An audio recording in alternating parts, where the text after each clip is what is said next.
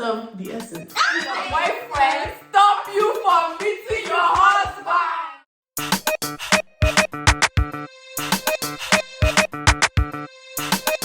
Welcome back to Our Essence podcast. Hey guys. Hey guys. Yay! As you can see or hear, Right, for those that are not we seeing have a special guest with us today. it. Yes. And well, before we get started, well, welcome back again to Our Essence. And we have a guest. And can you say what your name is? Amanda? Oh, yeah. You got my last name too? Amanda show. I can't take it seriously. But yeah, we have Amanda with us today. Yes. She's our special guest. We're just going to be chatting with her today and kind of see how it goes. Are you excited? I'm very excited. I'm excited. I already know I'm gonna be like laughing too much because she's hilarious. Seriously. He's gonna be a We'll let fun you time. guys be the judge of that. Yeah. You know? Yeah. For those of you that are joining us for the first time, my name is Liz. And I'm Timi. And if you've already been here before, welcome back. And as usual, don't forget to like, share, subscribe, and comment. All of All that. Yeah. See, Amanda does. So yeah, let's get started, ladies. Yes. So Amanda, tell us a little bit about yourself. Okay, so as you guys know already, my name is Amanda. I'm currently 22 years old. I'm Nigerian American. Igbo gal, chopping line. Yeah. Yeah, I'm just living life, working in the medical field. And yeah, I'm just navigating the world day to time. Yes, you should, girl.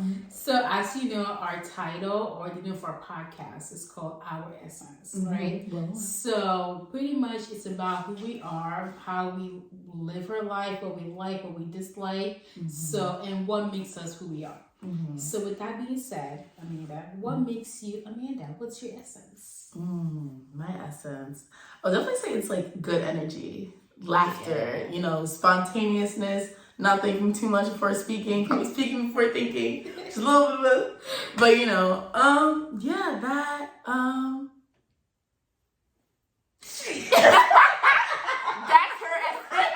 that's my essence. And Nah, I'm I love it. very much an unserious person, Very but spot on. Seriously, but yeah, that's me. Yeah, Like, I take it or agree. leave it. Yeah, that's one of my favorite. I like how spontaneous you can be. I like how how unfiltered honest, you are. yeah, I and love open it. you are. So Yeah, Yeah. so today we're going to talk about relationship and dating. yeah, And because we have Amanda here today, we're going to talk about her dating experience and just kind of chat in general and have a girls' time. Yeah. Right, ladies? yes, I'm ready. It's gonna be a grand old time. All Yeah, but first we're gonna start with this prompt that I found, I think on Instagram, and it said the girl was like, "I'm okay with putting all my eggs in one basket. The whole point of dating is to find a partner to spend the rest of your life with. How can you properly know a person if your attention is split between them and others? If I put all my eggs in and it fails, oh well, I gave it my all." So ladies, are we putting all our eggs in one basket? So here's the thing. Old girl definitely has a point. Splitting your time between different people definitely does, enable them as like the energy you put into one person. But ladies, we gotta be smart. Time is of the essence. And people play games, and sometimes, depending on the stage, obviously, of just like level of seriousness. In the beginning, are we really just talking to one? What if one person takes 1 year, 2 years, 3 years? That's Okay. 3 years ago. I think you're making the point that I feel like there's a time and a place to put your eggs in one basket. Right. In the beginning, like when you're just in the dating stage, I don't recommend it, because then how else are you gonna know what you like, what you don't like in someone, like what else is out there? And then, but if you're like already courting, Exactly. Yes. then that's technically cheating. Right. Like even if you're not even into physical with that person, that's splitting your emotions and your time with someone else, and that's I don't recommend it. But like in this dating stage, Right. let me put myself as an example. I feel like what I do is in all stages I put my eggs in one basket. And what does that got in me? Nowhere. She's single. She's still single. So ladies, like me. And stop putting your eggs in one. In the dating stage, just date. Anyone asks you out on a date, go. Don't be like me.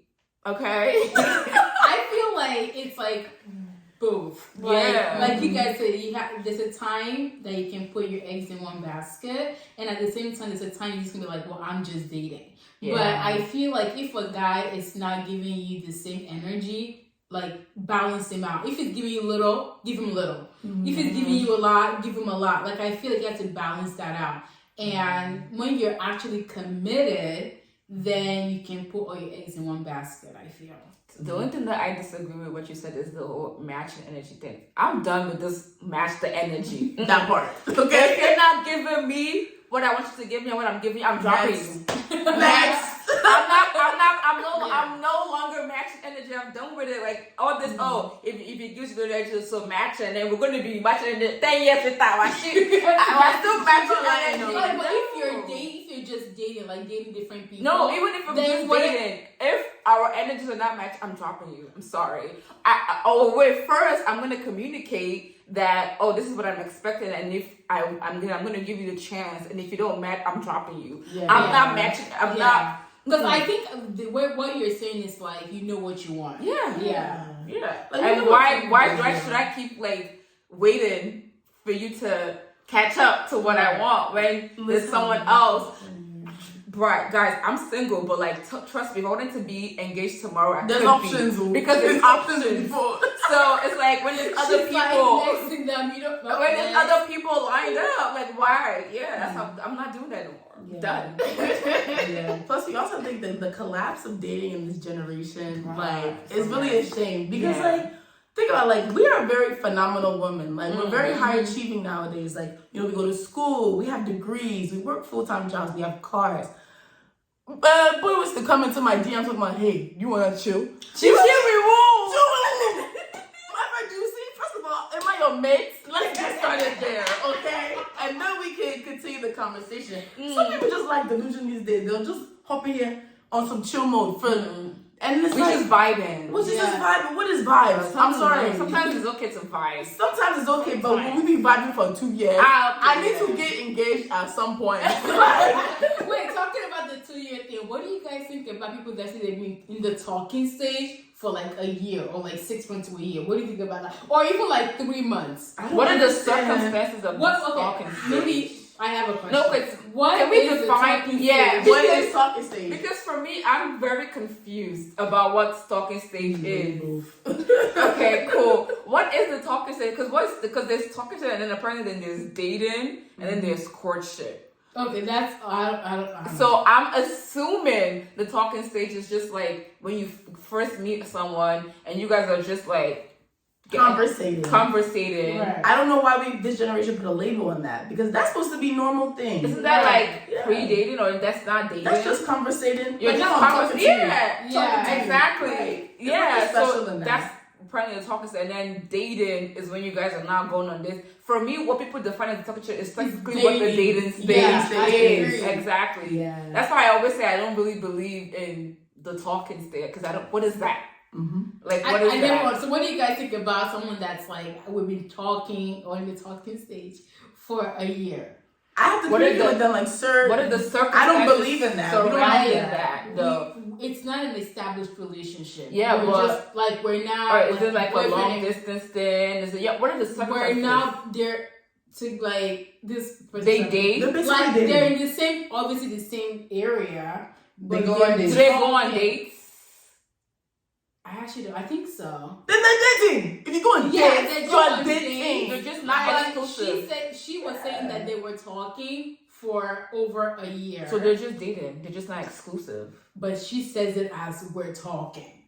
Yeah, but we already established that people don't use the word correctly. And in that case, it's not used correctly. Yeah, so I think she's just not exclusively dating him. That's it. They're just dating. And the thing is, if that's what you want to do, that's okay. Just be honest about it. Okay? Yeah. Like, throwing these crazy new labels on things that are considered dating. And then people now start doing the whole, let's just be friends with benefits. For me, that's dating without commitment. Like, Yeah. friends with benefit, you guys are doing everything that you would do in a relationship, you're just not putting the label on it. Right. So you can leave whenever you want. You can say, well, we're never in a relationship anyways. I feel like that's like a go ahead to be with other people. Like, talk to other people. Then my thing is like, then just say you're not exclusive. You're dating, but you're not exclusive. Because then the whole friend with benefit thing like dumps it down, which is like, oh, it's just sex or it's just the benefits. There's no emotions, but you're lying to yourself. Right. At some point, one party or both parties are gonna catch feelings. Yeah. That always happens. Or someone already had feelings before even saying, "Oh, let's be friends with benefit." And then the person didn't want the relationship, so we're just messing around. Yeah, just but the person was like, "Oh, I didn't feel it. Why did you enter to begin with?" Ladies, we gotta catch ourselves before we get in too deep. Mm-hmm. All right. It's deep, bro. It's very deep. Because one, we have to go on the levels of dating yourself. What is talking? Yeah. Like, and I mean, I think we're all in agreement that the talking stage it doesn't exist. Conversing with someone. Yeah. When you meet someone and it doesn't really exist. Mhm. Yeah. And that you can do with multiple. You can do hundreds of people. Yeah, it's just when you just meet someone and you're talking to them, and maybe eventually then you realize the stalking stage is the point before you realize, oh, I think I want to date this. Take them on a person. date. Which could be like a few weeks, like when you just like on the phone or No, texting. but this is what I'm saying, that it depends on the circumstance. Like, for instance, if I meet someone and we were just friends, we hit it up as friends, and we've been friends for like 3 years, and then later on you realize, oh, okay, I think I'm interested in this person as more than just a friend. Exactly. That's the circumstance where it's different than They ask you out or you ask them out, you go on a date and you talk on the date. I feel like it's not always romantic, that, like, I wish it was that straightforward, but I don't think wish. it's always that straightforward. I think you have to think about the circumstances surrounding the situation. Like, for some people, it's like, oh, we became friends or we met at the beginning of the pandemic, at the beginning of 2020. So maybe they didn't see each other all of 2020. Like, it depends. Right. So, but obviously, don't let no man take you for idiots and you guys are in the talking stage for 5 years. God Come on. forbid. 3 years. Come on. No commitment, no nothing, and Let's be serious. For real. 5 years of the talk. What are y'all talking about? That's what I'm saying. What are you talking about? That's what I'm saying. You talk everything finished. We did not get to a relationship. There's nothing left. yeah, and the only time I feel like this is okay is if both parties are in agreement that this is what they both want. No commitment. But sis, if you want commitment, you need to ask that man. And if he's not giving you what you want, You can't be scared to leave. auntie, Pack your bags, honey. Yeah. carry me, they go. Jehovah, Carry me, they go. God should carry you to your husband.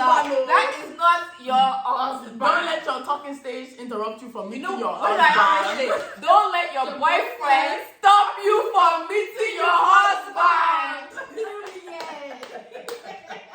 Period. Bruh. Oh my goodness. Okay. Let's ask some questions. I mean, there's some questions. I have actually. She mentioned something earlier that she was like, in this generation, right? So you mentioned that you were 22, and we're like approaching 30. So there's Yikes. Hello. So you're like Gen This is Z, the wise woman here. and we're like millennial. Okay. So I feel like we have some similarities, but do you think there's any differences in our generation and your generation? I mean, there definitely is. Just because of like the historical things that's what happened. Like, I feel like Gen Z is a lot more fluid with everything. Like, so it's just a lot of things have just become less titled. Yeah. You know, less. I don't want to say less serious because there's a lot of goodness that my generation has produced. It comes to the romantic sector. However, my generation is not as serious as. More romantic. Are they? Yeah. You think so? Yeah. I just think we're not as we're more fluid than. And I think they're more open about showing love than the men in our generation. That's a good point. Yeah, the men in Gen Z are definitely more emotional. Yeah, beings. they're more emotional. They're more in touch with their emotional side. Oh, I didn't know that actually. Because I'm thinking about like my brother, his friends, or like I feel like they're more emotionally intelligent than the millennial men. I can see it because I feel like the millennial men, they it's like hard. Yeah. It's like I'm a man. Yeah, I mean, it's It's because of the way they were brought up. Yeah. I It's feel like like, it's very traditional. traditional. Yeah. They're a lot more closer to our parents' generation Yeah. and the way they express love than Gen Z. Right. Because I feel like, just looking at like the men that have been interested in me, like the younger ones are usually a lot more expressive, a lot more forward Yeah. than like the men in my age group and my I can see generation. that. Those ones, they like this. You literally have to be like, what are you thinking, uncle? You have to like Yeah. open his brain Yeah. Like, You are just and gonna the talk your whole ear off. communication thing, they don't Yeah. really communicate as much. Yeah.